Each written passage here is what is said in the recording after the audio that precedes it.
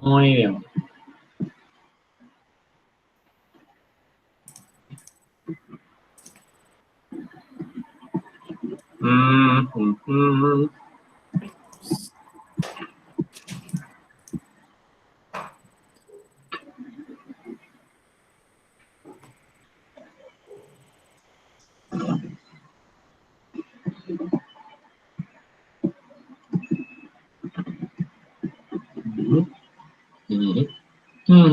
Muy bien. Bueno, chicos, si ustedes quieren, cuando ustedes quieran. Bueno, perfecto, adelante. ¿Empiezan ustedes? ¿Empiezo yo como...? Ah, sí, arrancas directamente. No sé si querés que los chicos te hagan las preguntas al final o si... Miren, yo lo estructuré de esta manera. Lo armé de manera tal que yo hablo, si tienen una pregunta que quieren hacer y que no entienden algo y que es urgente, me la preguntan en el momento y contesto cortito. Perfecto. Si es una pregunta que requiere más elaboración, les digo, bueno, anótenla o mándenla por chat y la contestamos. Voy a hacer un intervalo y después hay una segunda parte. ¿Sí? ¿Les parece bien? Sí. Bueno, impecable. Bueno, largamos entonces. Esperen que comparto pantalla. A ver cómo está esto. Presentar ahora. Una ventana. Y aquí está la ventana. Bueno, ustedes me dicen si se cansan. ¿Se ve ahí la presentación? Sí, ya estamos viendo la presentación. Perfecto. Bueno, buenos días a todos. Me alegro mucho de estar aquí una vez más en Laboratorio Cero, que la verdad que es una maravilla y felicito a quienes siguen con este proyecto, que es realmente es un ejemplo de lo que tendrían que hacer las instituciones, tratar de hacer divulgación de altísima calidad, formación de los chicos que están en la bisagra entre la secundaria y la elección de una carrera. Y me alegro mucho estar aquí.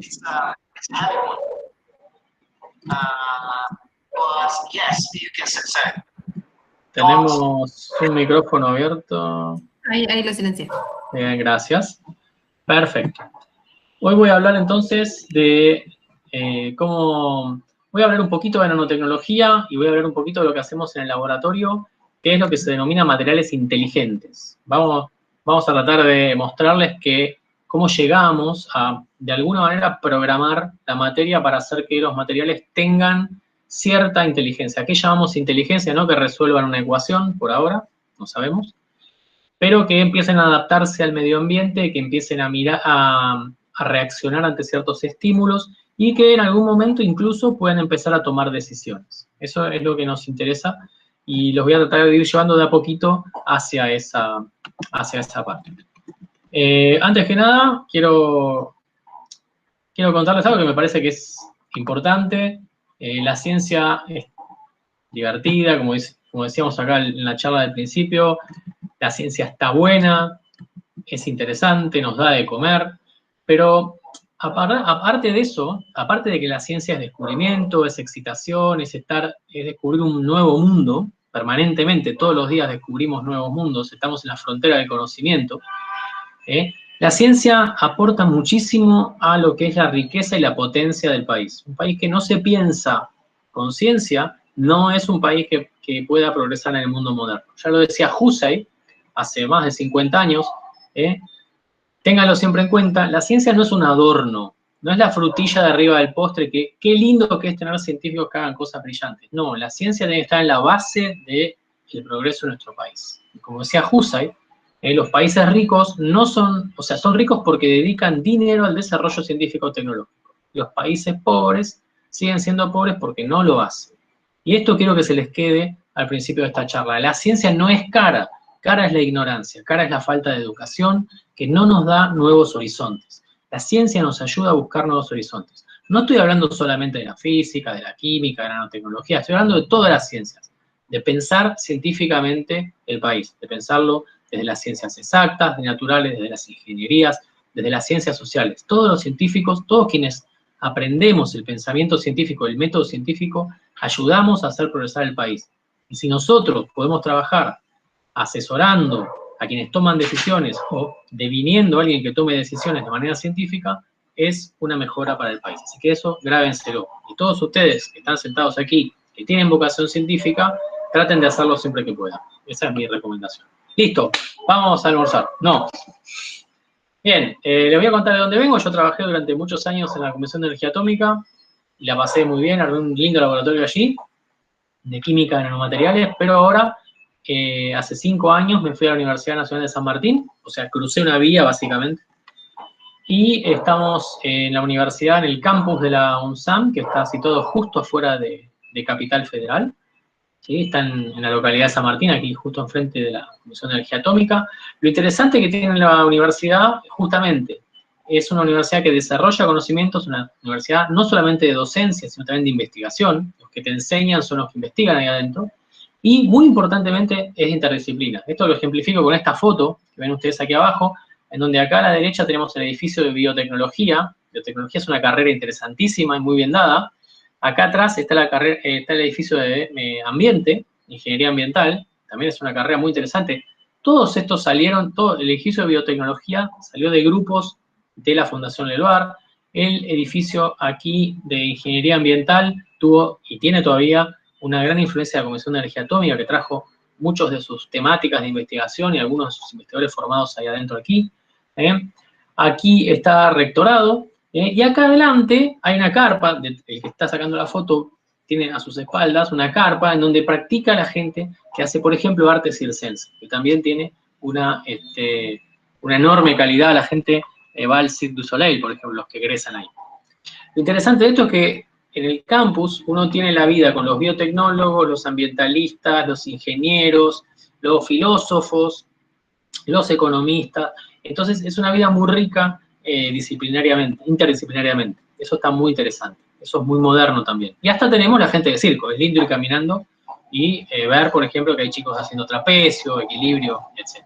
Y uno aprende también de ellos y los puede ayudar a hacer trajes interesantes para su presentación o sistemas de iluminación. Bien. Dentro de la universidad también está el Instituto de Nanosistemas, como les contaba. Nosotros estamos hoy localizados mayormente en la Fundación Argentina de Nanotecnología. El que esté interesado, es una fundación muy interesante que se dedica a difundir la nanotecnología y a financiar proyectos aplicados. Nosotros estamos ocupando parte de esta fundación, mientras esperamos que se terminen de construir nuestros edificios. El instituto cuenta hoy en día con más de 40 integrantes, tenemos 8 investigadores, para fin de año ya tendremos 2 más, o sea, tenemos 10 investigadores de planta permanente, y tenemos más o menos unas 40 y pico personas, entre becarios, técnicos, profesionales e investigadores. Y hacemos ciencia, pero también hacemos desarrollo tecnológico. Esto es muy interesante. Les voy a hablar mucho de nanotecnologías, les voy a contar sobre la parte científica de lo que hacemos, pero también es muy importante que hacemos muchos servicios para empresas, y hemos creado empresas dentro del instituto. Ya creamos en 5 años 2 empresas, y algunas ya están empezando a registrar sus productos, y otras a vender, y otra a vender. Entonces, ya es importante eso, porque no solamente estamos demostrando que no solamente podemos hacer ciencia académicamente interesante, no solamente podemos enseñar, también estamos dando ahora cursos de nanotecnología, de bionanotecnología, de instrumentación, sino que también podemos generar valor agregado en empresas. Les doy un ejemplo cortito.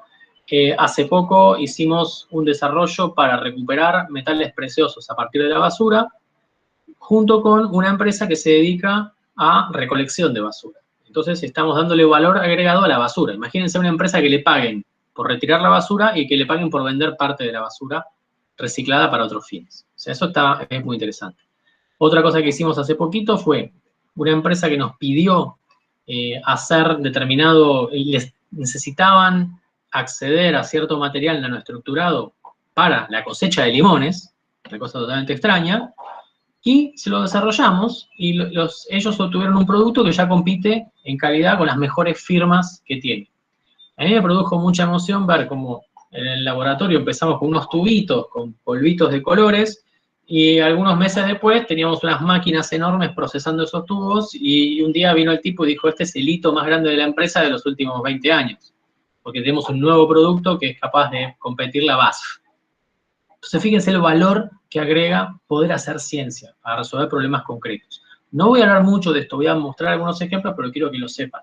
Las universidades públicas, ustedes habrán escuchado hablar de San Martín, estamos trabajando mucho, sobre todo como universidades de investigación, no solo para difundir el conocimiento o para impartir conocimiento, sino también para generar conocimiento y para generar aplicaciones y riqueza. Eso es muy importante. A través de la ciencia se puede hacer.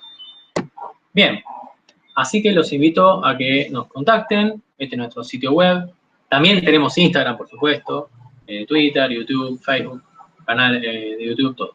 Así que están invitados a seguirnos en las redes.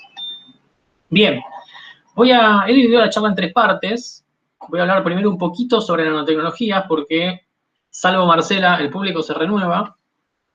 Después voy a hablar de cómo un químico, yo vengo de la química, cómo hacemos los químicos para fabricar materiales nanométricos, este tipo de materiales que ustedes ven acá, estas esferitas, esta especie de escarapelas que ustedes ven acá abajo, son una esferita de oro, una esferita de arena, una esferita de plástico, una atrás de otra, y el tamaño de esto, el diámetro de esto es más o menos de 100 nanómetros. ¿Qué es 100 nanómetros? Es más o menos algo de unas 600 veces más finito que un cabello, aproximadamente, esto que está aquí. Y las hacemos todas iguales, todas lindas, y son materiales inteligentes. Esto lo voy a contar hacia el final de la charla. Al final de la charla voy a hablar de qué es darle inteligencia a un material y cómo hacemos en el laboratorio para hacerlo. Bien, hacemos ciencia, y antes de empezar propiamente con esto, les voy a contar una pequeña anécdota de este caballero que ustedes capaz conozcan.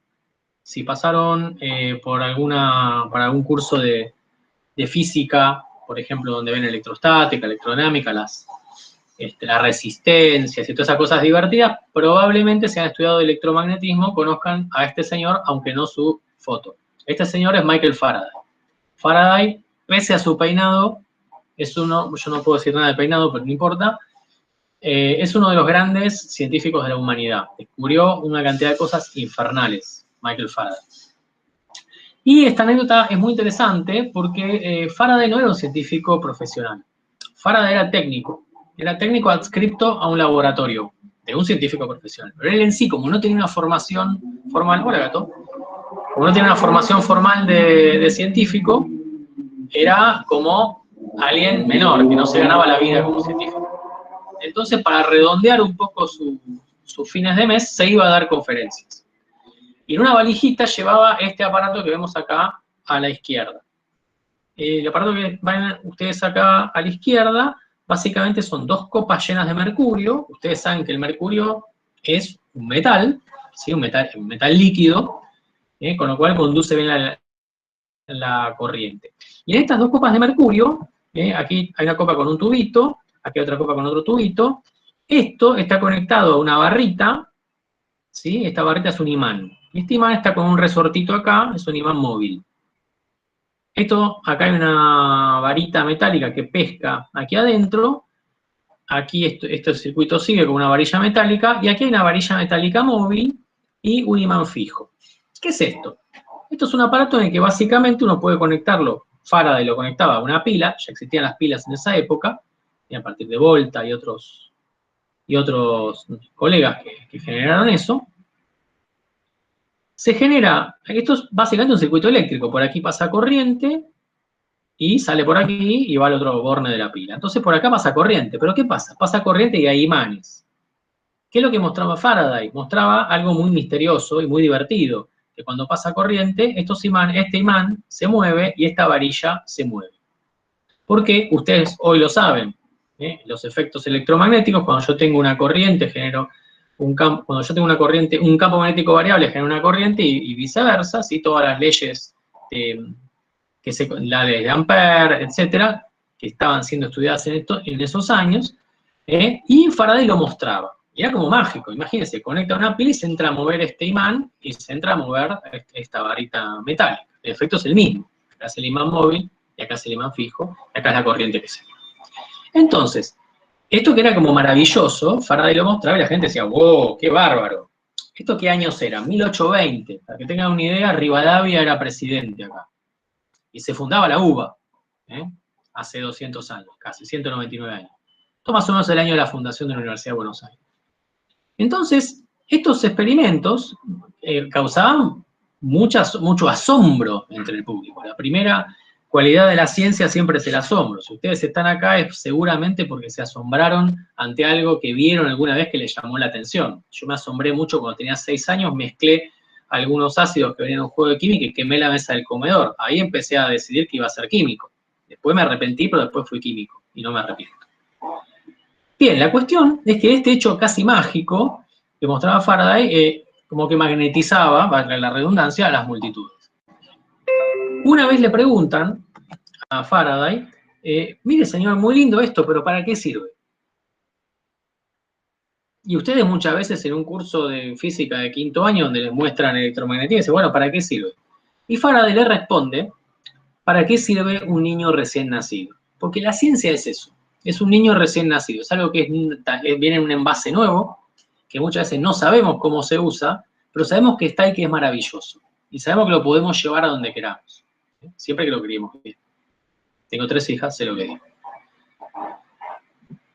Ahora bien, este niño recién nacido de Faraday, en 1820, que causaba asombro y que causaba enormes posibilidades de estudio, fue estudiado muy fuertemente. Hacia mitad del siglo XIX entra en escena toda la teoría del electromagnetismo, entra Maxwell, entra una serie de gente que empiezan a explicar por qué los campos eléctricos y magnéticos se relacionaban, y hacia 1880 empieza una aplicación práctica de esto, porque si ustedes se ponen a pensar que una corriente y un imán generen un campo y que genere un movimiento, eso puede llevar a un motor. Y hoy en día los motores eléctricos están por todos lados y con lo que está subiendo la acción de Tesla en este momento, los motores eléctricos están en cada rueda de los autos de Tesla.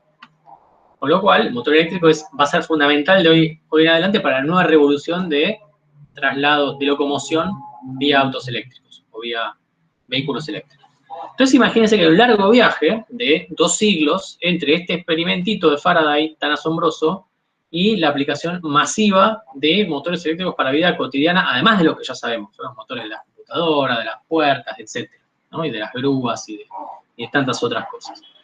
Entonces, la aplicación siempre termina viniendo, pero este niño recién nacido de la ciencia, que está nacido de la curiosidad, es el hijo de la curiosidad, es lo que a nosotros nos lleva a estar permanentemente buscando cosas nuevas. Como decía Newton, cuando le preguntaban a él, ¿qué siente usted como científico? Y él en sus últimos años decía, yo como científico me siento como un niño en una playa que de vez en cuando encuentro un caracol más bonito que los demás y me pongo muy feliz.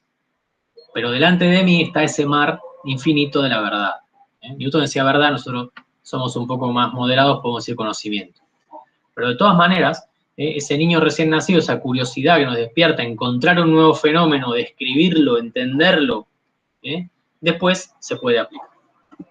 Bien, vamos a hablar un poco entonces del mundo nanométrico. Yo voy a hablar particularmente de las nanotecnologías. ¿Qué son las nanotecnologías? Son tecnologías que dependen, o sea, que trabajan, en las cuales se aprovechan todas las propiedades de lo que se conoce como la escala nanométrica. ¿Qué es la escala nanométrica? Es una escala que, por supuesto, mide algunos nanómetros. ¿Y qué es un nanómetro? Un nanómetro es la 1000.000.000ª parte de un metro. Si nuestra escala de longitud es normal, es de 1 metro aproximadamente, los brazos extendidos más o menos es nuestra altura, si descendemos 1000 veces de nuestra escala, que es un metro, tenemos en la escala de los milímetros, que esa con una regla es una escala de la vida cotidiana. Si descendemos 1000 veces más, es decir, 1.000.000 de veces más pequeño que nosotros, tenemos un micrón, una micra, que es la escala más o menos de las células o de las bacterias grandes. Unas células miden algunos micrones, algunas micras. Ya acá no podemos ver las cosas con lupa, sino que tenemos que empezar a usar microscopios un poco más potentes. Y si aún descendemos 1000 veces más que esto, o sea, 1.000.000.000 de veces en esos 3 órdenes, en esos 3 viajes hacia abajo, tenemos la escala nanométrica. ¿Es lo más pequeño que conocemos? No. No. Todos los chicos que trabajan en tecnología nuclear van 5 órdenes de magnitud más abajo a trabajar con las cosas que ocurren dentro del núcleo. Pero lo que es interesante es que nuestra escala nanométrica es una escala un poco más grande que la escala atómica. De hecho, en un nanómetro caben 10 átomos de hidrógeno o 3 moléculas de agua, 3 moléculas de diámetro. 3 moléculas de agua de diámetro. Un nanómetro es una escala que los químicos, los biólogos moleculares, los físicos de la materia condensada usan muy seguido, estamos muy acostumbrados a esa escala, y no es lo más chico que tenemos, pero es una escala muy interesante. Ahora les voy a contar por qué es una escala muy interesante. Pero es una escala básicamente muy interesante por dos cosas. Primero, porque nos permite acceder a ese mundo microscópico por arriba de los átomos y moléculas, pero por abajo de los objetos, y porque a esa escala la materia presenta nuevas propiedades. Eso es extremadamente interesante. Entonces, un nanómetro, como dice la primera definición, esta definición se la debemos a la Iniciativa Nacional de Nanotecnología, la primera iniciativa que se tomó de un país hacia la nanotecnología, tomó Estados Unidos en 2001 bajo el gobierno de Clinton. Mijail Rocco era la persona encargada de juntar toda la documentación y de armar todos los comités que decían qué es la nanotecnología, qué disciplinas comprende, quién trabaja en esto, para qué sirve. Y entre el documento básico de esta Iniciativa Nacional de Nanotecnología surge la definición de, bueno, ¿por qué es importante la nanotecnología? Lo dice acá muy bien. Un nanómetro es un punto mágico en la escala dimensional. Me encanta que en un documento duro, donde hay tipos muy graves, tribunales que dijeron vamos a hacer tal cosa, aparece la palabra mágico como algo central. ¿Por qué es un punto mágico? Un material que tiene el tamaño nanométrico tiene propiedades que son intermedias entre las propiedades de las moléculas y las propiedades de los materiales como un objeto masivo o voluminoso. Entonces, estamos ahí, estamos en un mundo que está entre dos mundos, entre el mundo nuestro de todos los días y el mundo atómico molecular. Entonces, es un mundo especial, que puede estar definido con una escala. Hace 20, 30 años, cuando uno hablaba de nanotecnología, hace 20 años, bueno, no soy tan viejo, pero hace 20 años, cuando uno hablaba de nanotecnología, venían todos los físicos, todos los biólogos, los químicos viejos a decir, no podés definir una disciplina por una escala de longitudes. La disciplina es la física, la química, la biología, la ingeniería. Bueno, ¿saben qué? Sí se puede. Se puede definir.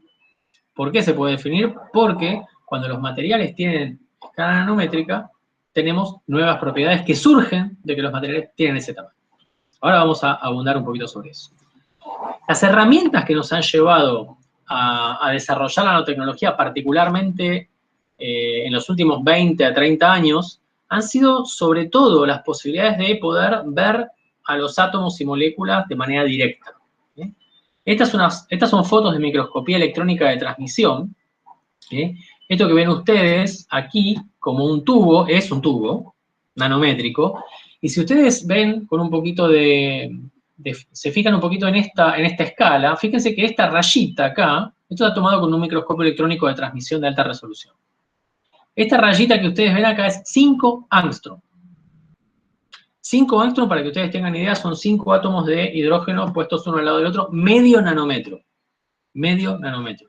5 angstrom es una molécula y media de agua, Atenti. Bueno, esto es un tubo nanométrico, se llama nanotubo, lleno de esferitas nanométricas. Cada una de estas esferitas nanométricas es un fulereno. Esto es como una pelota de fútbol, tiene la misma estructura que una pelota de fútbol, formada por átomos de carbono. Esto es un tubo formado por átomos de carbono. Esto se puede ver.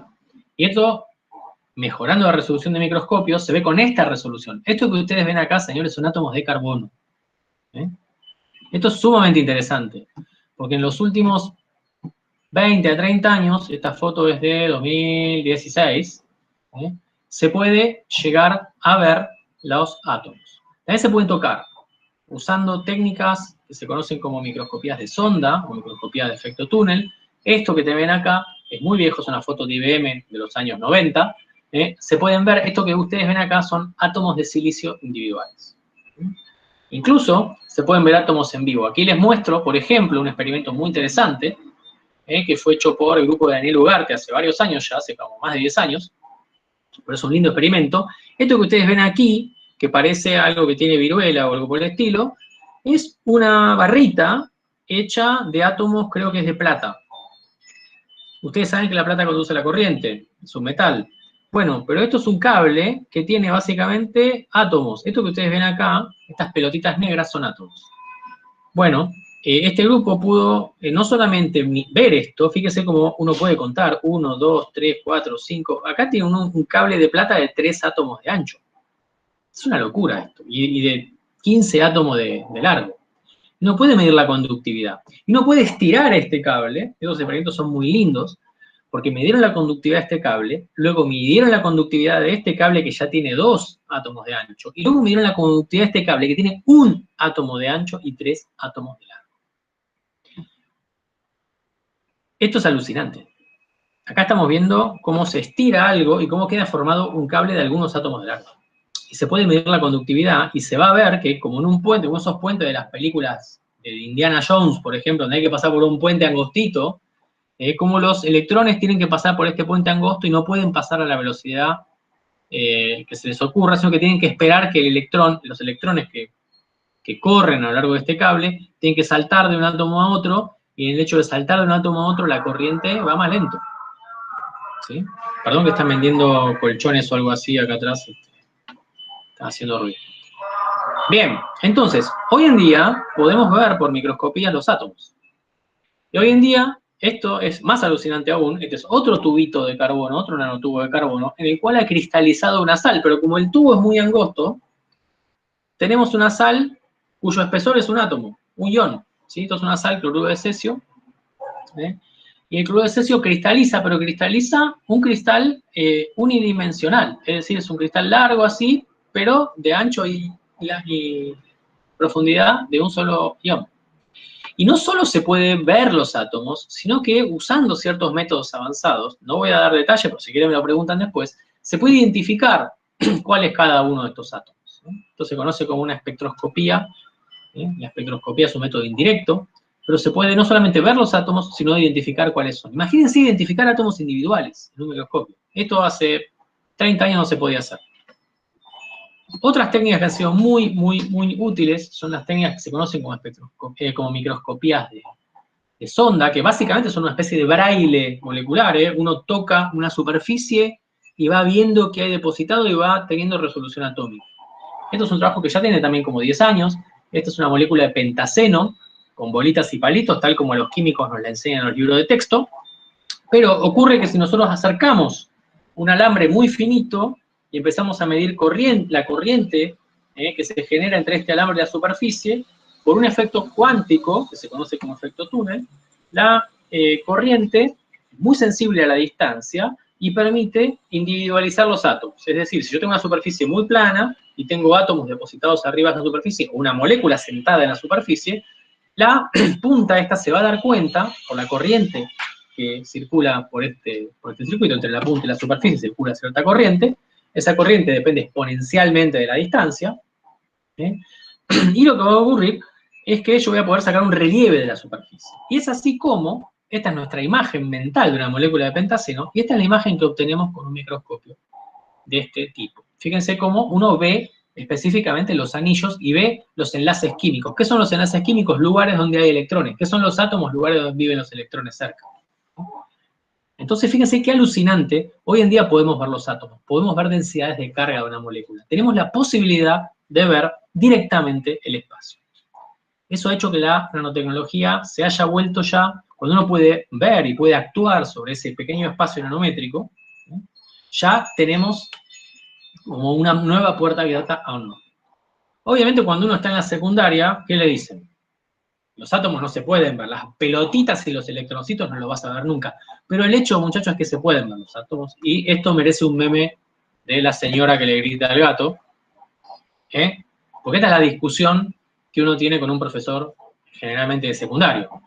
Y uno dice que los átomos no se pueden ver, y los profes a veces dicen no lo tienen muy claro, no tienen muy claro qué es un átomo o no es un átomo, entonces son muy prudentes. Pero bueno, sepan que los átomos se pueden ver, y les autorizo a mandar el meme del gato. Bien. ¿Cómo empieza la nanotecnología? Les recomiendo que si tienen tiempo, busquen en internet lo que dijo Richard Feynman en 1959. Uy, está mal escrito acá, perdón. Es Feynman con doble N y con Y. Hay una charla llamada Mucho lugar allí abajo, está traducida por todos lados. Plenty of Room at the Bottom, si la quieren leer en inglés. Básicamente, a fines de los años 50, estaba empezando a desarrollarse la industria de la electrónica. La industria de la electrónica se basa en los transistores. Los transistores básicamente son dispositivos electrónicos que permiten, imagínense un tubo con una válvula, una canilla con una válvula. Parece una válvula un poco mágica, pero no importa. Los electrones pasan de un lado a otro, es la corriente que pasa de un lado a otro, pero uno puede abrir esta válvula y meter más electrones, por decirlo de alguna manera, y uno puede cerrar la canilla y que no pasen electrones, abrir la canilla y que pasen, o abrir la canilla y meter más electrones y que se amplifique.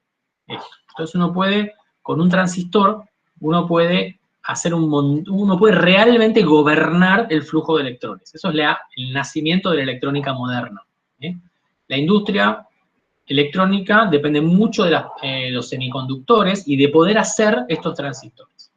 Esto es más o menos como se veía un transistor en 1950, 1947. Bardeen, Brattain y Shockley tuvieron el premio Nobel por esto.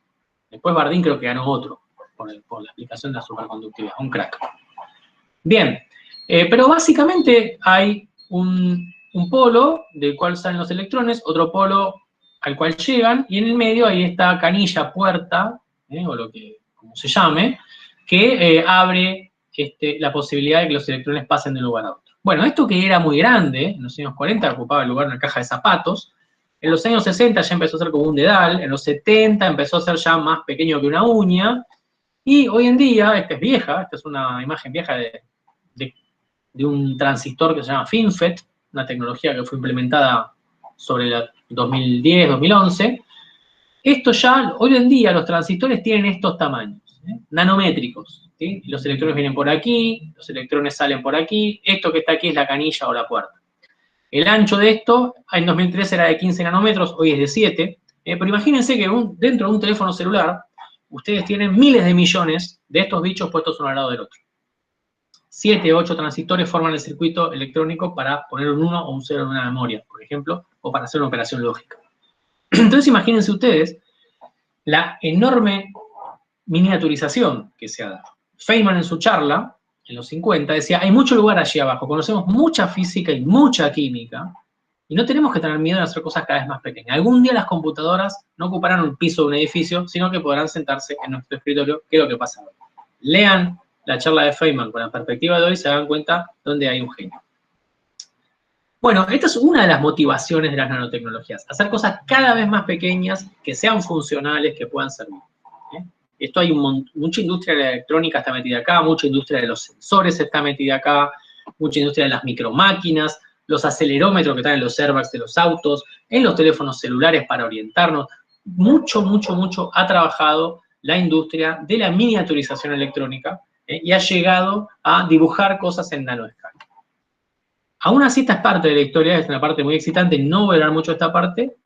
Esto es la parte que va desde arriba hacia abajo, digamos, pero es sumamente interesante y ha llegado a límites alucinantes. Yo quiero hablar un poquito más, nuevamente, de este señor. Otra vez Sopa, otra vez Faraday. Cuando uno habla de las nanotecnologías, generalmente le cuentan la parte de Feynman, ¿por qué? Porque uno la cuentan los físicos, que son los que ganaron la primera parte de esto. Yo tengo que darme cuenta que los químicos han hecho mucha nanotecnología hace mucho tiempo, y quiero contarles un poquito sobre Feynman. Sobre Faraday, de nuevo. Este es el señor Faraday. Hacía cosas muy interesantes. Además de trabajar en electromagnetismo, Faraday es muy conocido por ser uno de los padres de la química.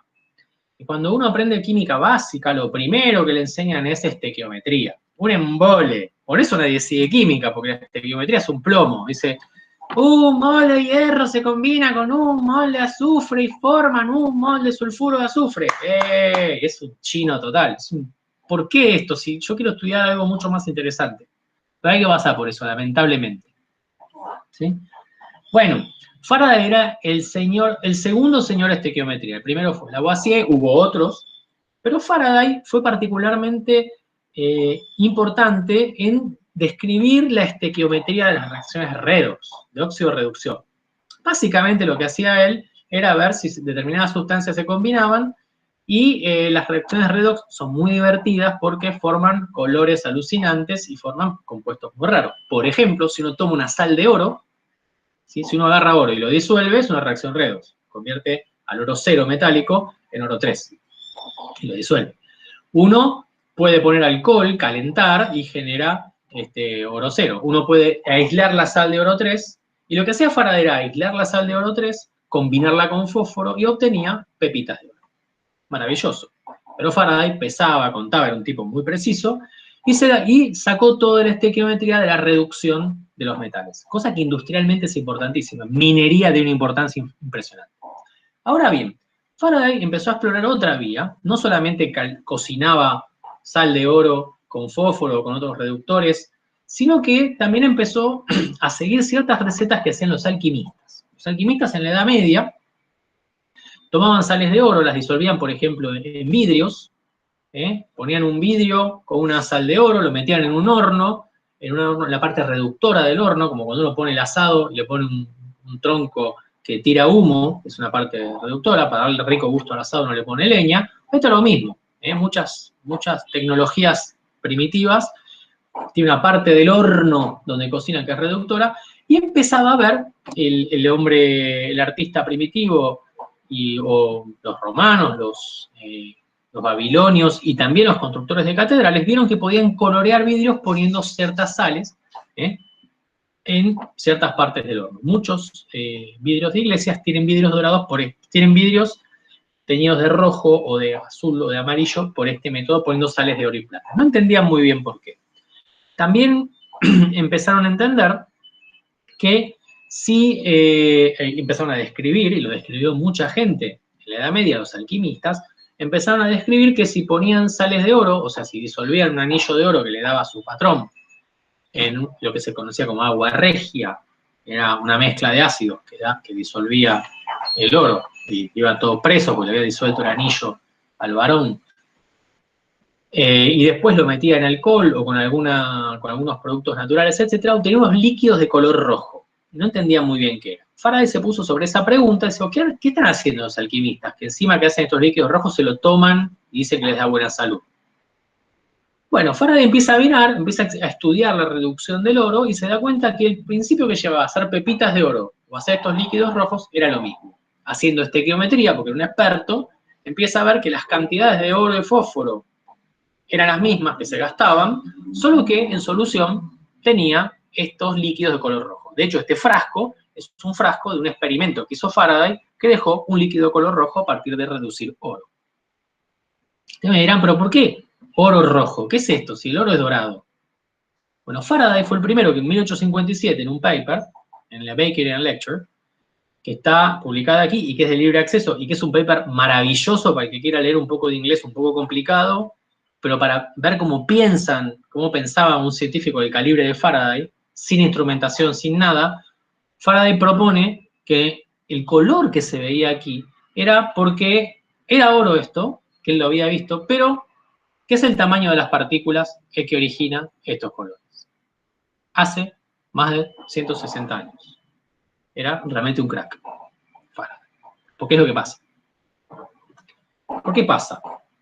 Lo interesante de esto es que nos muestra que el oro reducido, el oro metálico, puede dar color rojo y que esto depende, según Faraday, del tamaño de las partículas. Efectivamente es lo que pasa. Esto es otra revolución que es importante. El tamaño importa. Esto es algo que es triste de decir a veces, pero es lo que sucede. Ahora bien, revisemos un poco este concepto. ¿Qué significa que cambia un color, que cambia unas propiedades? ¿Qué es el color? El color en realidad no es una propiedad. Lo que es la propiedad es la absorción de luz de la materia. La materia puede absorber luz, puede reflejar luz, y eso resulta en la apreciación nuestra, que es el color. Pero si uno toma, por ejemplo, un alambre de oro, como el que está acá esquematizado, ¿no es cierto? Uno tiene aquí el oro, y uno sabe que el oro tiene ciertas propiedades que ya sabemos todos cómo se llaman, que nos enseñan en el colegio. ¿Cómo se llaman las propiedades que dependen solo de la sustancia, pero no dependen de cuánta sustancia tenemos? A ver quién lo dice por chat. ¿Qué tipo de propiedades son esas? Intensiva. Muy bien, Marce. Excelente. Brillante. Intensiva. Muy bien, Rocío. Buenísimo. Exacto. Son las propiedades intensivas, ¿sí? Son las propiedades en las cuales todo el mundo puede decir, bueno, mira, el oro refleja la luz, refleja ciertas longitudes de onda de la luz, otras las absorbe, de ello resulta su color dorado y su brillo. ¿Sí? Uno puede cuantificar el brillo, es muy sencillo, Esto es un trap. Es sencillo justificar el brillo cuando sabes cuándo absorbe el oro. Bueno, y así. Uno puede irradiar luz sobre el oro, recoger la reflexión, cuánta luz ha sido reflejada del oro a cada longitud de onda y sacar un espectro de absorción, un espectro de reflectancia, etc. Y eso es privativo, es característico de cada materia. No importa cuánto tengas, yo tengo un oro puro, yo tengo un oro aleado, va a ser levemente diferente. ¿Qué otras propiedades intensivas, además del brillo, puede tener el oro? A ver. Nanotrap, Matías, muy bueno. Vamos a hacer un nanotrap. ¿Qué otras propiedades intensivas tiene el oro? A ver, tenemos brillo, tenemos conductividad eléctrica. ¿Qué otra? Una de Arquímedes, por ejemplo. Una que es densidad. Muy bien ahí. Tenemos densidad. Muy bien. ¿Qué más? ¿Qué otra propiedad intensiva conocen que es? Se la dicen siempre los profesores. Propiedades físicas intensivas. Punto de ebullición. ¿Qué otra más? Punto de fusión también. Todas esas propiedades, ¿de qué dependen? De que sea oro o que sea una aleación oro-plata. Son propiedades intensivas que no dependen del tamaño. Yo corto el oro en pedacitos y rayo el oro y tengo limaduras de oro, voy a tener mismo punto de fusión, mismo brillo, todo. Bueno, les tengo una buena y mala noticia. La mala noticia es que estos son frasquitos que provienen de experimentos parecidos a los que hizo Faraday, en donde las partículas de oro ahora no tienen algunos milímetros o micrones, sino que tienen 15 nanómetros, 30 nanómetros, 60 nanómetros, 100 nanómetros. Vean que tienen distinto color, o sea que están absorbiendo luz a diferente longitud de onda. O sea que estas propiedades son diferentes. Estas propiedades intensivas y no son brillantes tampoco. Son transparentes. Fíjense que esto solo les muestra que cuando la materia tiene tamaño nanométrico, es un ejemplo, no es una demostración, es un ejemplo, que cuando la materia tiene escala nanométrica, las propiedades difieren de las propiedades de lo que se llama el material masivo o bulk. Punto 1. Punto 2. No solo difieren, sino que cambian con el tamaño. Me dice Víctor acá, comentario para el final, deberíamos cambiar la definición de propiedades intensivas. Y un poco sí, ahora vamos a eso.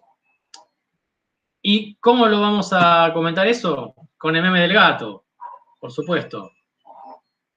Esta también, otra cuestión. Me dijiste que las propiedades intensivas no cambian con el tamaño. Bueno, chicos, bienvenidos al mundo nano. Así es, en el mundo nanométrico las propiedades cambian con el tamaño. Ahora les voy a contar muy brevemente por qué. Justamente porque ya al tener materiales tan chicos, las propiedades ya parecen más o se puede entender como si los materiales fueran moléculas. Vamos a verlo. Sí, pero es así. Hay que cambiar, muy bien, como dijeron, la definición de propiedades intensivas. No es que hay que cambiarla. Hay que empezar a ver que lo que importa es la delimitación del sistema. Pero vamos tranquilos. Lo que quiero que les quede más o menos claro son dos cosas. Primero, que cuando nosotros tenemos materiales, mostramos el oro, en la escala nanométrica, lo que se conoce como nanoescala, en el cual sus tamaños andan entre 1 y 100 nanómetros, una bolita de oro de 1 nanómetro, una bolita de oro de 100 nanómetros, más o menos, pueden ser 200, pueden ser 150, pueden ser 80. Acá, en esta escala, las propiedades van a depender del tamaño y de la forma del material. En los materiales clásicos, las pirámides, los puentes, los metales, los circuitos electrónicos, las propiedades, como decía Feynman, conocemos mucho a la materia, podemos miniaturizar. Y las propiedades van a ser propiedades de un material masivo, que le decimos, materiales grandes. Masivo que, bueno, 1 micrón, medio micrón por ahí. Cuando estamos a escala atómico-molecular, es decir, átomos, moléculas, claramente, las propiedades sí cambian con el tamaño. Las moléculas no tienen, cuando cambiamos de tamaño de una molécula, sus propiedades cambian. La luz que se absorbe es distinta, ¿sí? El punto de fusión y ebullición de la sustancia de distinto tamaño molecular son distintas porque las interacciones entre moléculas son distintas. O sea, acá en el mundo de la química, de los sistemas chiquititos, moleculares, sí que cambian y sí que sabemos y entendemos que cambian exactamente las propiedades con el tamaño. Lo tenemos naturalmente asumido. Bueno, acá en la nanoescala nos pasan las dos cosas. Cambian con el tamaño y con la forma, también cambian con la composición, pero tienen características de materiales. No son moléculas, no son materiales, son algo intermedio. Esos son los nanomateriales. Y tienen propiedades que son muy interesantes y que escalan con el tamaño. Y básicamente, en la nanoescala pasan 3 o 4 cosas que son fundamentales. Primera, que las propiedades dependen del tamaño y de la forma del objeto, además de depender de la composición, por supuesto. O sea, el nano oro se porta de una manera, el nano plata se porta de otra manera. Las propiedades cambian con el tamaño y con la forma, además de cambiar con la composición. Luego, otra cosa que vamos a ver ahora en un par de transparencias, la relación superficie-volumen es enorme. Imagínense, cuando un material es más chico, tiene más proporción de átomos en superficie, entonces la superficie entra en juego. Como químico me importa mucho eso, entonces podemos poner moléculas en la superficie y modificar ese material. Ahora vamos a eso. Y otra cosa que es muy interesante, que no vamos a hablar mucho hoy, pero la voy a mencionar muy brevemente, es que los objetos nanométricos tienen un tamaño comparable con objetos biológicos. Por ejemplo, una membrana celular tiene 4 nanómetros de espesor. Una molécula de hemoglobina tiene 5 nanómetros más o menos de diámetro, de radio. Lo interesante es esto. Hay muchas propiedades que estrictamente dependen de tamaño y forma de objeto. Y la superficie tiene un rol importantísimo.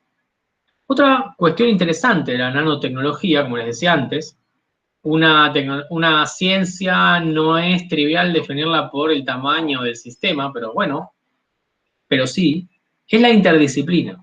Las nanotecnologías, al tener propiedades diferentes, dependiendo de tamaño y forma, de ser sistemas complicados, son sistemas que para la química son grandes, pero que para la ciencia de materiales son pequeños, para la física son complicados, pero para la química no los entiende completamente, pero los puede entender.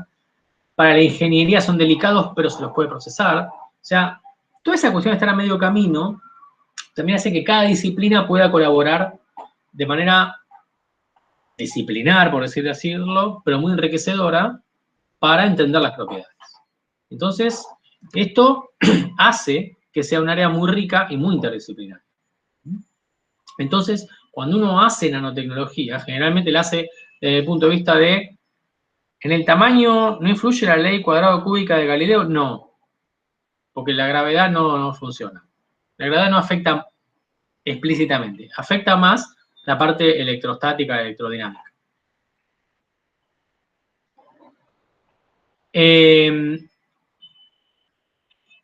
Y aquí nosotros podemos encararlas del lado de la física para tratar de entender sus propiedades de conductividad, sus propiedades ópticas, sus propiedades magnéticas.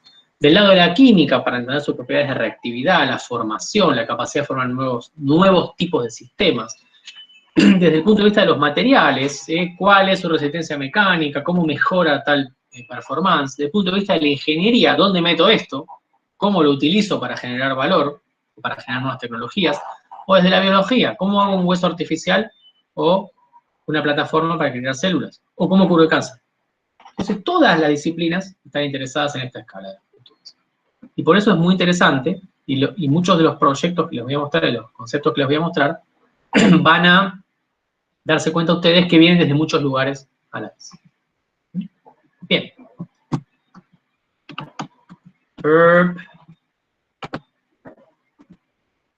Hoy en día existen alrededor de 9.000 productos nano. ¿Sí? Alrededor de. Continuamente, esto fue sacado hace unas semanas. Acá hay una base de datos, se llama products.nano.com, que es muy accesible. Hay unas 2.500 compañías, unos 9.000 productos. Esto crece más o menos linealmente. Entre los productos que entran y que salen todos los años, va creciendo bastante rápido. Hay de todo. Productos farmacéuticos, productos automovilísticos. Vamos a ver, dentro de un auto hay nanotecnología por todos lados, de los neumáticos hasta los tapizados, hasta los tableros, hasta los vidrios, parabrisas, los LED de las luces. En todo lo que es tecnología de información y comunicaciones, no solo en los chips, sino también en los discos rígidos, en los lectores, hay cantidad de cosas interesantes.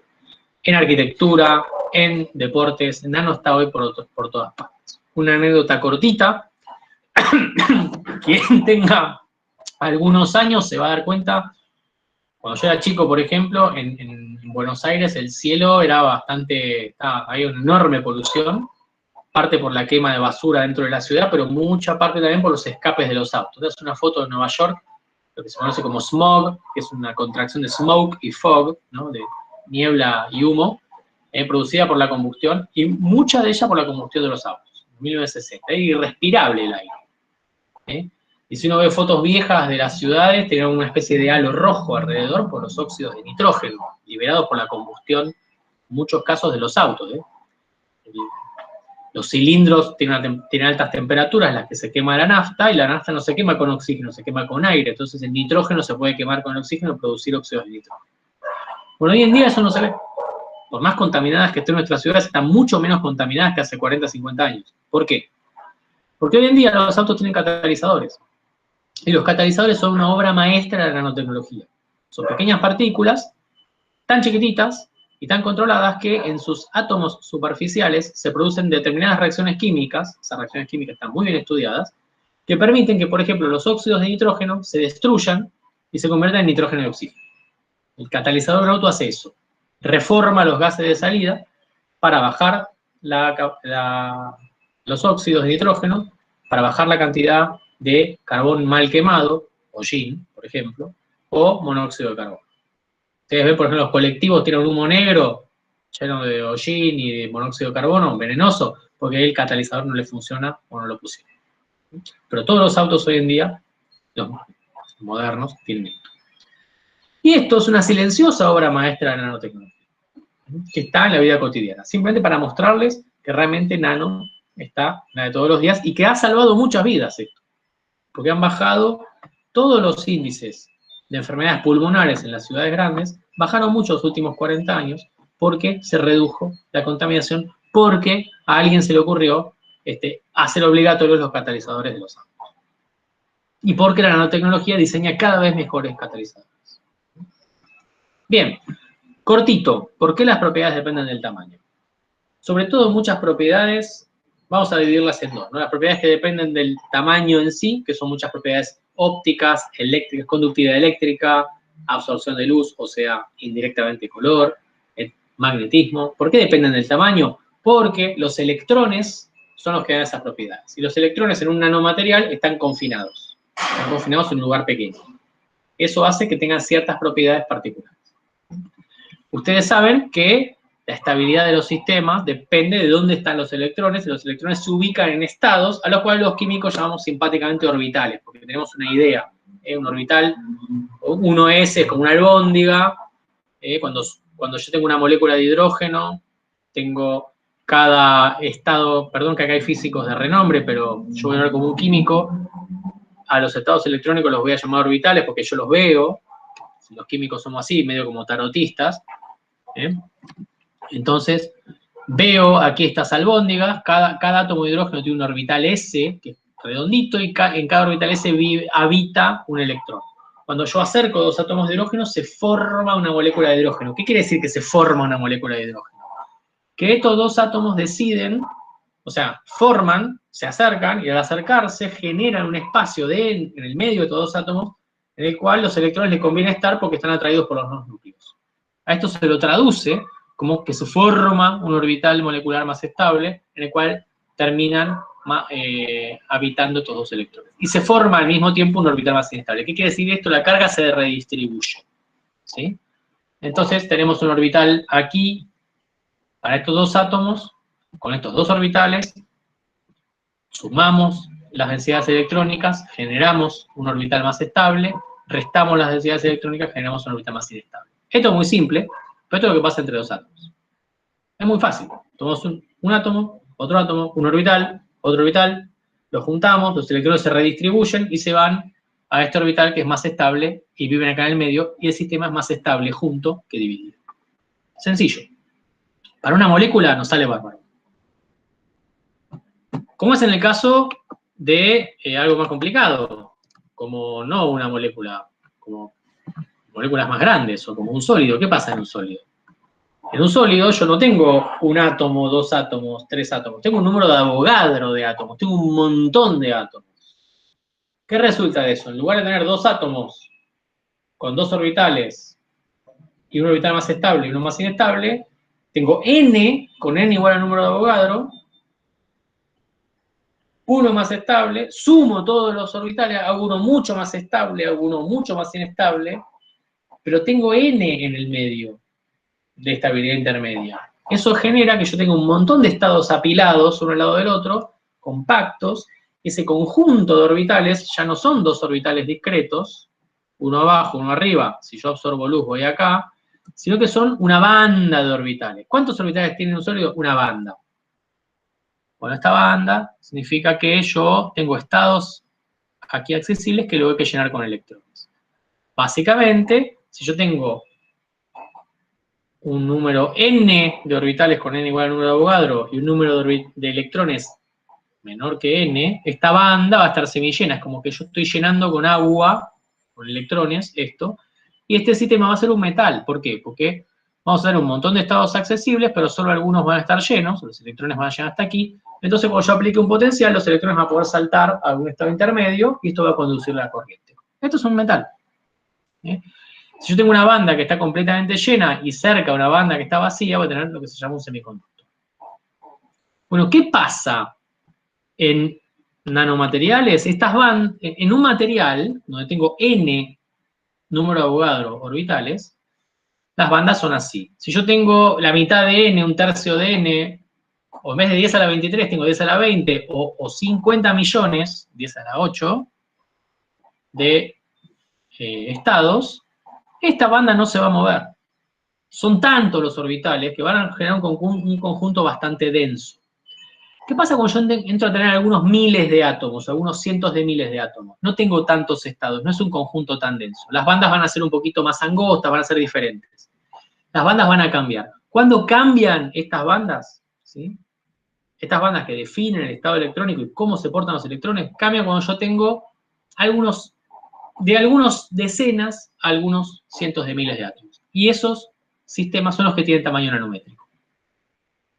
No voy a dar más explicaciones teóricas porque es complejo, pero lo que separa a las moléculas de los materiales es que tengo pocos electrones, pocos orbitales, 10, 20, 50, versus n, número de Avogadro. Ahora, cuando tengo algunos cientos de átomos, a algunos decenas de miles, a centenas de miles de átomos, esos sistemas dependen, no son moleculares y no son extendidos, son sistemas intermedios. Esos son los nanosistemas. Y ocurren cosas maravillosas. Por ejemplo, en un material semiconductor, aquí yo tengo una banda llena de electrones y una banda vacía de electrones aquí arriba. Si yo ilumino este semiconductor con luz de una energía mayor a esta separación, que se llama gap de energía, yo hago que los electrones salten aquí y que eventualmente vuelvan a tirarse como de un trampolín y la luz que yo hice incidir aquí puede ser reemitida y son materiales fluorescentes. Con moléculas pasa lo mismo, pero con estados moleculares. Ahora, ¿qué pasa en un nanomaterial?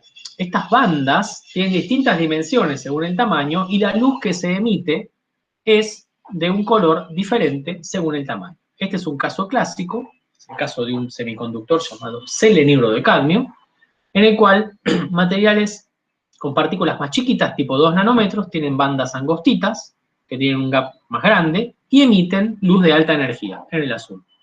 Estas son bandas más gordas, ¿sí? Tienen menor separación aquí, y se emite en el rojo. Y todo el comportamiento intermedio. ¿Qué es lo interesante de esto? El mismo compuesto de distintos tamaños emite luz de distintos colores porque cambian sus bandas. Perdón, esto que les expliqué en un minuto nos lleva 4 o 5 clases de una materia que damos específicamente.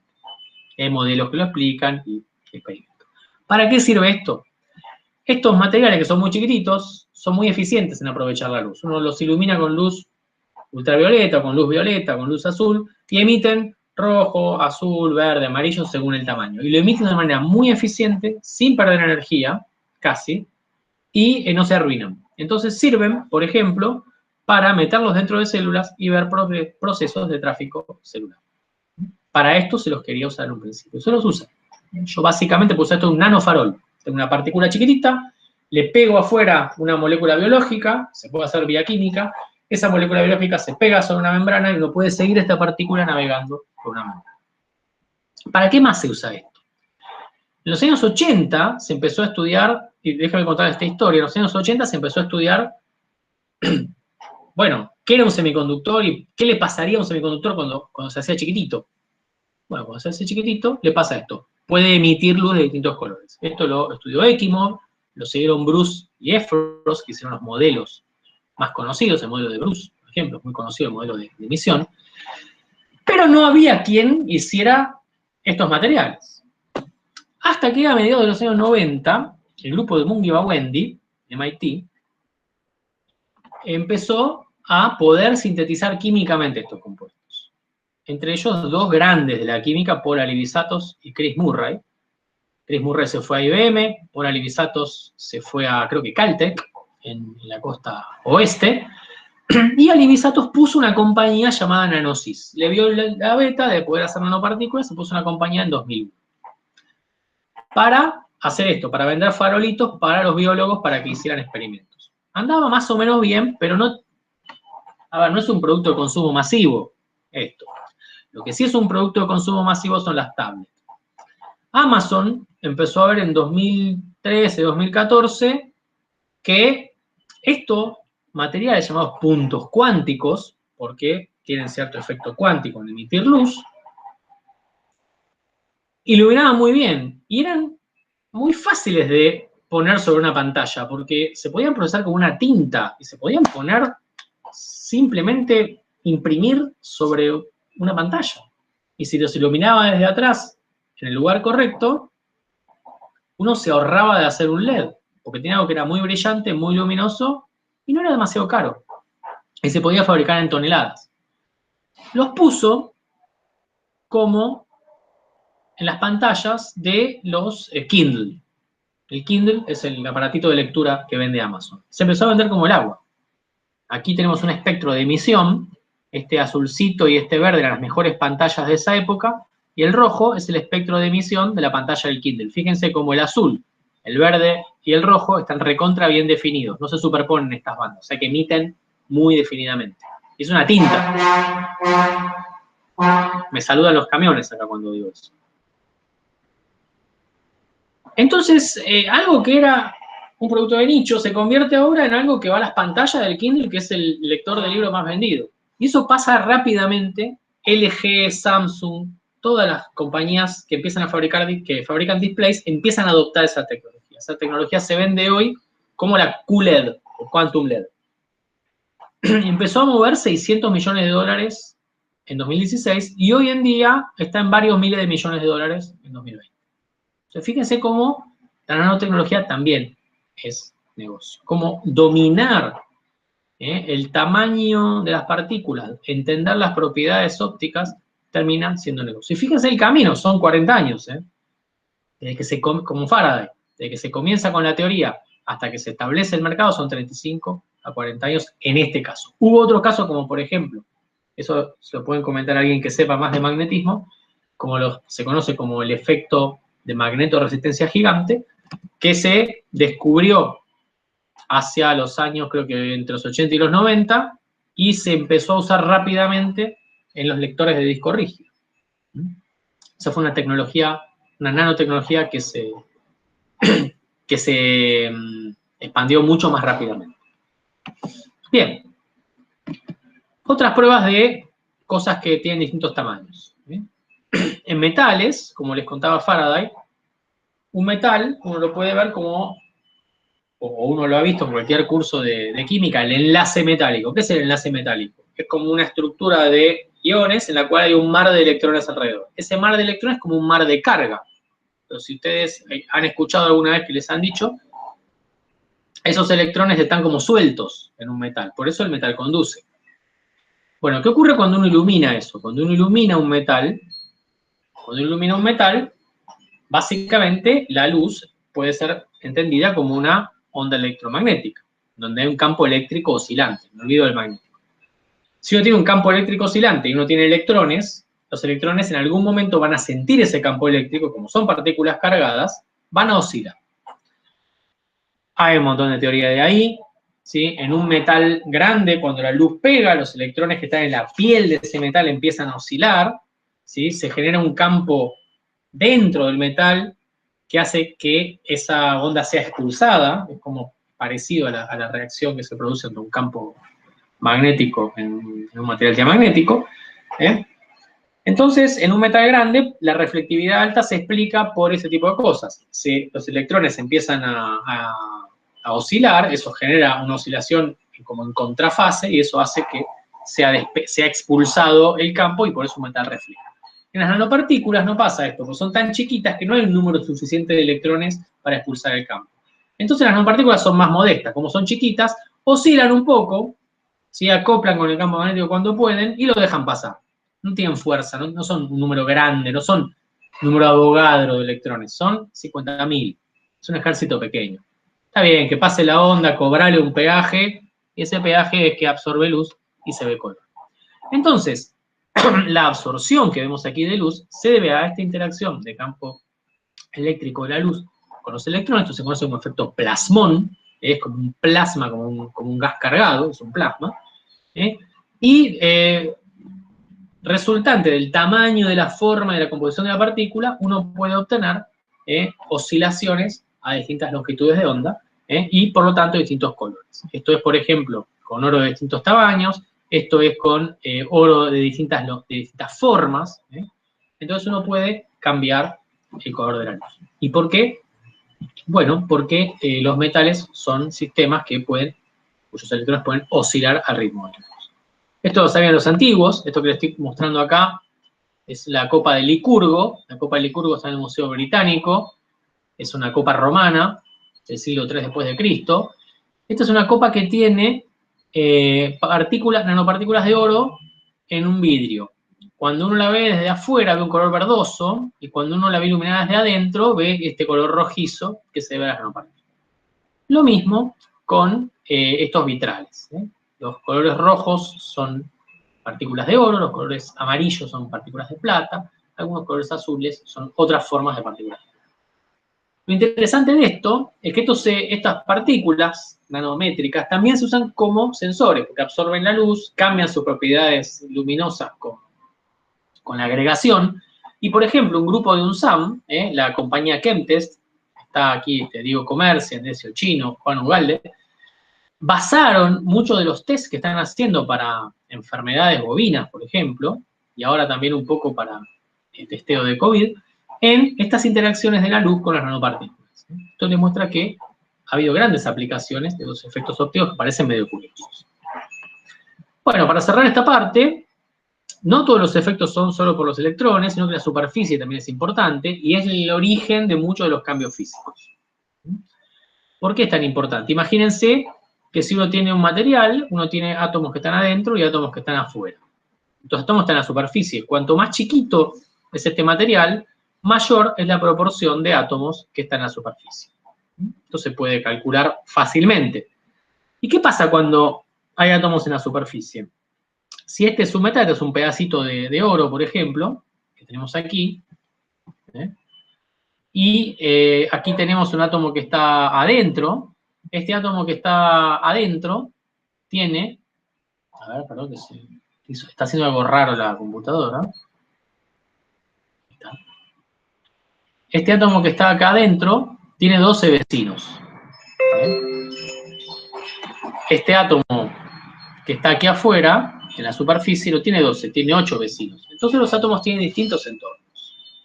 Bueno, esto hace que la energía del material que yo considere tiene que tener en cuenta, digamos, para que un material sea estable, tiene que tener mínima energía, por decirlo de alguna manera sencilla. Si los átomos tienen que estar contentos, tienen que estar bien rodeados.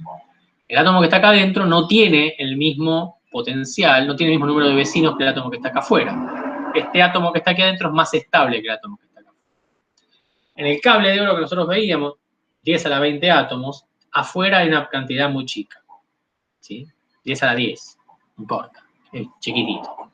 Entonces no hay una gran cantidad de átomos que están insatisfechos. El que haya átomos insatisfechos está en el origen de lo que se conoce como la energía superficial o como la tensión superficial. Esta tensión superficial tiene que ver con que pobre este átomo hay que darle unos mangos para que viva acá afuera. ¿Sí? Hay que subsidiarlo. Esto hace que los materiales de mayor superficie expuesta se vuelvan más inestables. ¿Se entendió? Bien. Entonces, ¿qué pasa aquí? Cuando con materiales nanométricos, en los cuales hay una gran proporción de átomos en la superficie, ocurre que son más inestables, básicamente. Esto se ve muy bien en un experimento muy viejo, de los años 70, de Buffat y Borel, en el cual midieron el punto de fusión de oro en un microscopio electrónico. Y lo que midieron muy bien es que el punto de fusión del oro, que es de 1063 grados, más o menos es el mismo, hasta que empezamos a bajar de tamaño por debajo de los 20 nanómetros. En el cual empieza a bajar y alrededor de los 5 o 6 nanómetros empieza a moverse drásticamente. Fíjense, una partícula de oro de tamaño 5 nanómetros tiene un punto de fusión de 800 grados. Bajamos 260 grados el punto de fusión. ¿Es oro? Es oro.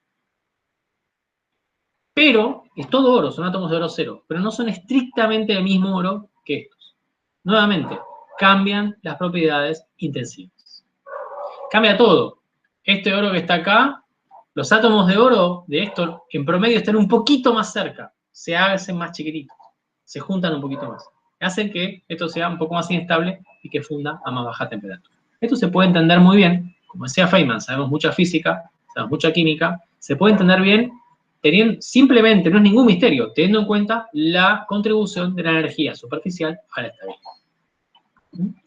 Hay átomos adentro, hay átomos afuera, y esos átomos que están adentro y afuera hacen que una pequeña partícula sea diferente de un lingote de oro. Porque los átomos, las propiedades, la insatisfacción de coordinación de los átomos de superficie hace que esto sea más inestable.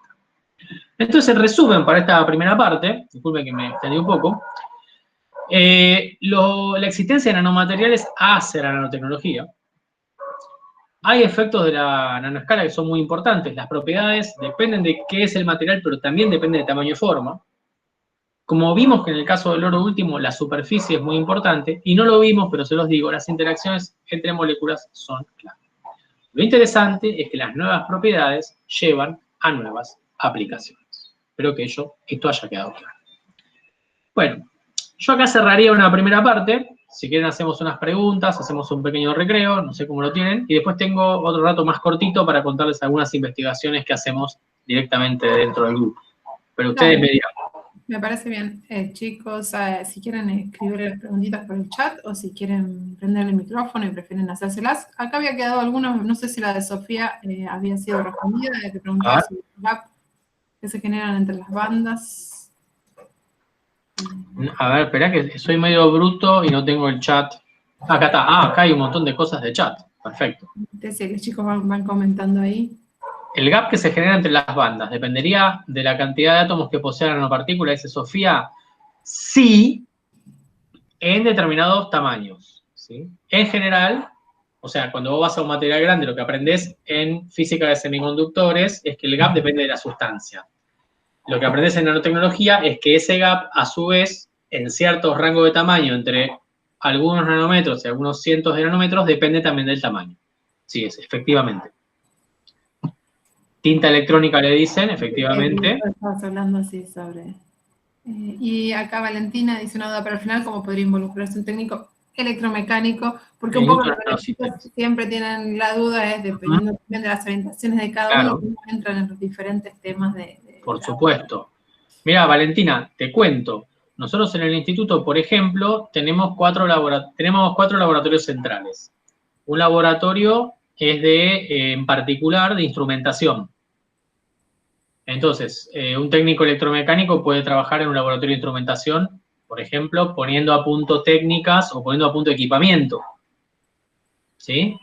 Otro laboratorio que tenemos justamente un chico que es técnico electrónico y está estudiando ingeniería, está terminando ingeniería mecánica, justamente. Lo que tenemos ahí es un laboratorio de láseres que desarrolla instrumentación. Entonces, por ejemplo, un experimento de láser es un experimento muy complejo, donde vos tenés un rayo láser, pero tenés también una celda donde tenés que medir algo, lo tenés que hacer con mucha precisión, tenés que tornear eso, tenés que usar CMC, tenés que usar un montón de tecnologías de armado, de diseño de una celda, de diseño experimental. O sea, una persona que tenga formación técnica en electrónica y en mecánica, hoy en día, para cualquier laboratorio de investigación que haga investigación experimental, es súper deseable. Porque son gente que tiene la capacidad de hacer cosas. Es más, del laboratorio de láseres, como nosotros tardamos mucho tiempo en implementar el laboratorio, pues es un laboratorio carísimo, que requiere mucho equipamiento y eso, los chicos, mientras compraban las cosas y armaban las salas y todo eso, se armaron una empresa que fabrica dispositivos ópticos para otros laboratorios, por ejemplo. Y tienen todo, en la universidad les prestó un taller de prototipado, y están haciendo prototipado de un montón de piezas y de equipos que ellos necesitan y que venden a otras cosas. Entonces, se creó como un espacio para poder incluso generar tecnología a partir de requerimientos científicos. Así que hay mucho para hacer. Acá Víctor pregunta si se puede asociar el cambio de propiedades por el efecto de fuerzas intermoleculares. Sí, por supuesto. Es una muy buena pregunta. Yo no lo di porque ya era demasiado largo, pero vamos a ver un poquito después. En lo que es materia blanda se puede trabajar mucho con las fuerzas intermoleculares. Sí, exactamente. Muy importante eso. Yo no lo dije, no lo di en general, pero las fuerzas intermoleculares, muchas de ellas son fuerzas electrostáticas, pero otras también son fuerzas de corto alcance, como fuerzas de Van der Waals o puente de hidrógeno, las que nos enseñan en cualquier curso de química. Todas esas fuerzas se pueden controlar, y de hecho del control de esas fuerzas surge cómo hacer materia inteligente, que es lo que voy a mostrar un poquito en la segunda parte. Muy buena pregunta, gracias. Gracias por todas las preguntas. Y me pregunta Zaida, acá, que tiene la misma consulta que Valentina, pero en telecomunicaciones y biomedicina. Ahora vas a ver algunos ejemplos precisamente de telecomunicaciones y biomedicina, por supuesto. Todo lo que es la parte de óptica está en telecomunicaciones, para la parte de fibra óptica, etcétera. En biomedicina vamos a ver algunos ejemplos que me parece que te van a interesar. Si les parece, chicos, hacemos una pausita y después continuamos con las consultas y con el resto de la charla. Bárbaro. Sí, así yo también. Voy a tomar un vaso de agua. ¿En cuánto volvemos? 20 minutos más o menos, entre 15 y 20. 15 y 20, perfecto. ¿Les parece, son 12:30, les parece 1:10? Perfecto. Listo. Gracias. ¿Y después hasta cuándo nos podemos extender sin que mueran? Depende yo sé que el Laboratorio Cero es un lugar de gente apasionada, que podemos ir hasta las 5 de la tarde. Algunos días están hasta más tarde, otros días... Bueno, yo voy a tener aproximadamente para 1 hora más y después podemos discutir lo que querramos. ¿Sí? Estoy a disposición. Bueno, buenísimo, un gusto, nos vemos en 20 minutitos. Dale. La charla si les queda en 2 partes. Espectacular, buenísimo, gracias. Por favor, extendete todo, Marcelo.